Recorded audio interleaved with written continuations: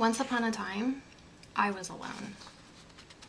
Yes, I had my children and my husband with me, but I was alone in the great work that I was starting.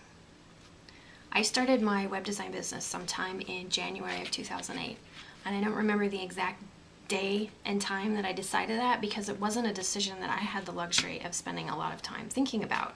It was either sink or swim, and the only swimming I knew how to do was web design. So that's what I did. And I was alone. There was no one that I knew who could guide me, who could support me, who could understand me, who could offer me advice. I began to build a small community on my blog and on Twitter, and that did help a little. And I learned valuable things from the teachers and the gurus that I came across, and that helped too. But I had nowhere that I felt that I belonged. Not really.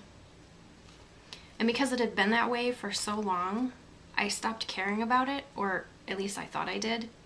I filed it away, that loneliness, into the parts of my heart that didn't have to be out in the light all the time, so that I could carry on building my business and getting work and swimming instead of sinking. Then early last year, someone invited me to be part of a group of people who were going to do some intense business building work, important sounding stuff. And the person who invited me was someone that I really trusted, but it was still difficult to take that step because of the cost that was involved in it. And the universe provided, and my husband agreed to take care of everything while I was gone, and so I went. And it's difficult for me to express what happened while I was there, although I did try. I wrote a post after I got back, and I'm going to read you some of that right now. When I finally arrived, I immediately reverted to my shy, outsider, I'm not that cool self. The self that doesn't think she's awesome at all, that believes she's ridiculously awkward, and feels like an uneducated hick who doesn't know how to use silverware. Yes, I'm aware that none of that is true, but it doesn't change feeling like it is. I'm sure you know what that feels like. But then, I don't know exactly when it happened, but it was probably partway through some shared laughter or in the middle of one of the many hugs we all shared during the weekend, I suddenly felt loved. I felt understood. I felt cared about, surrounded, and supported. I felt lifted up. All my life, I've been the weird one. I read books and climb trees as a child. I grew up on a farm while being homeschooled. We didn't have a TV, and I played the piano for fun. My friends were few and far between, and most of them couldn't relate to my way of being.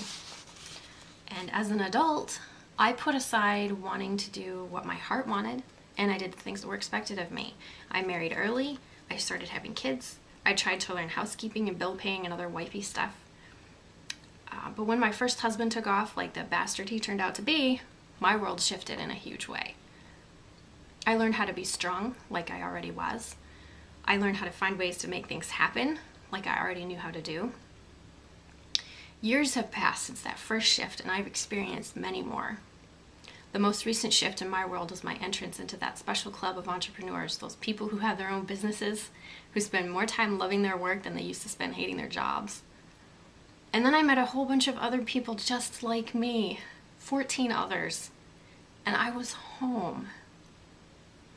What I learned from the weekend cannot be summed up here. It cannot be bullet pointed, and it sure as hell cannot be expressed in any coherent way except by my life and my actions and the way my world makes sense again. I met people who, by their love and their creativity and their innate themness, reminded me and retaught me that we were meant to live in community. We need each other, and not just because we get lonely. We need each other because you can't always see how amazing you are, but I can see it. We need each other because I can help you, but I can't help myself. I need you for that. The reason that I've opened this new community, the Caffeinated Business Community, is that I want to provide that for you.